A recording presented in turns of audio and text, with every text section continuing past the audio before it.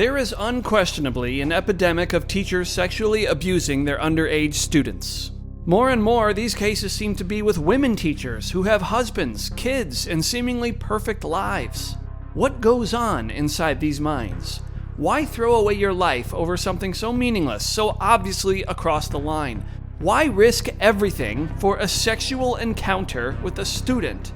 A personal theory I've formulated is that most of these teachers haven't emotionally or mentally matured past grade school or high school themselves. They view their students as peers and strive to be liked or popular just like all the kids.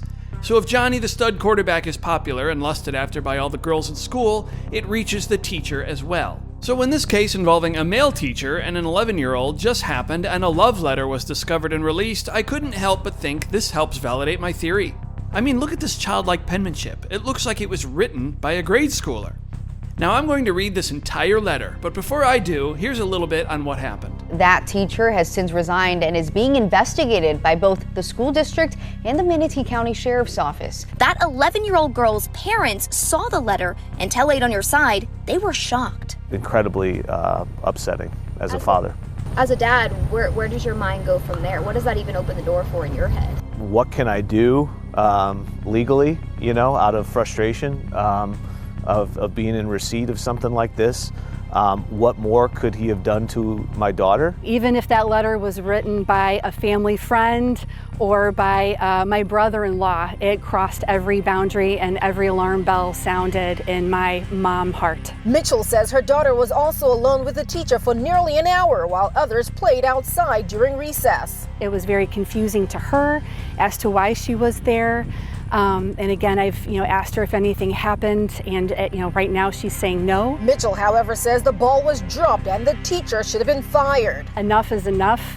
I have been shouting from the rooftops for this case to be taken seriously, and at some point, I think anyone in this situation, especially a mother, would be calling for justice. They're playing coy with who the teacher is, but I found his Donors Choose account.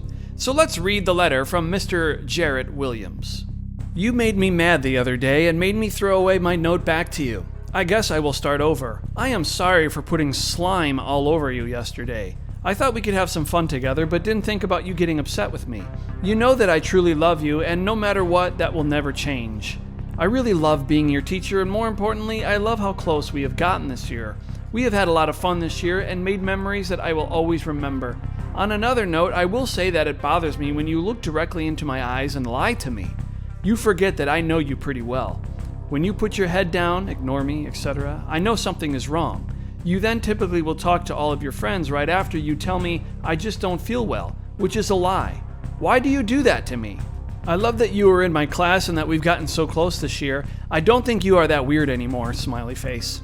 I am glad that you like school, and I hope that I play a huge part of that. Starting today, I will try my best not to smile at you anymore.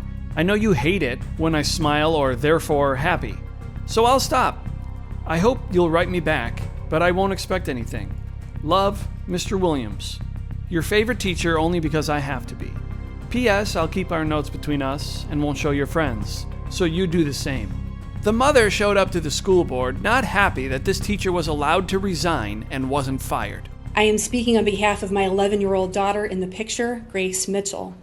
I am deeply troubled by the decision to allow my daughter's 5th grade teacher at Gullett Elementary School to resign rather than to pursue termination. This teacher engaged in serious and egregious misconduct involving my daughter and other students at Gullett Elementary School. His actions included inappropriate, unwanted physical contact, repeated violations of student boundaries, including a grooming letter, harassing post-its, forged office documents, misuse of school technology and cell phones, including airdropping photos from students' cell phones without their consent onto his, and video recording my daughter running at recess with no educational purpose. Other acts of harassment and documented emotional, psychological manipulation of vulnerable children. These were not isolated incidents. They were sustained violations of the most basic teacher standards of trust and safety. In my hands, I have a copy of the 2-page handwritten textbook grooming letter that was written by this teacher and given to my 11-year-old daughter while she was simply trying to attend PE. I am speaking to all of you, not just as board members, but as a mother, a parent. How has this district and board protected and vindicated my daughter Grace or any of the children affected by this teacher? I ask you, where is the district and the board's transparency? Where is the accountability? With the permission of the district, a guardian at Gullett Elementary School reviewed surveillance video and flagged a video which showed that this male 5th grade teacher led my 11-year-old daughter into his classroom and spent 45 minutes alone with her while the rest of the students went to the library for their specials on Valentine's Day. The guardian reported the incident to the district on Friday, April 11th. To date, we have not been notified of this horrific incident by anyone in the district or on this board. Superintendent Weissong and Mr. Choate, do you know what my daughter went through behind that door? She is my daughter, and I still do not know the answer to that question. My daughter has been deeply emotionally affected by this situation. She has nightmares and wakes up having cried in her sleep. This teacher stole a piece of her innocence, and the district and the board are allowing a resignation. That was not your choice to make alone. It should have been ours as well. Termination was and remains the necessary and rightful response. Our children deserve a school district and board that places the safety of children above administrative convenience. I urge this district and board to reflect deeply on how this was handled, not just for my daughter, Grace Mitchell, but for every student in the district who deserves to be safe, protected, and heard. Thank you.